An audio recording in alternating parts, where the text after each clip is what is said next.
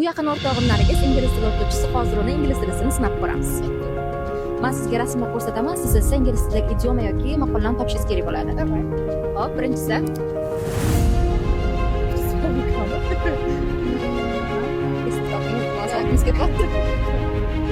Hop, eggs, basket, qo'yapman. Okay.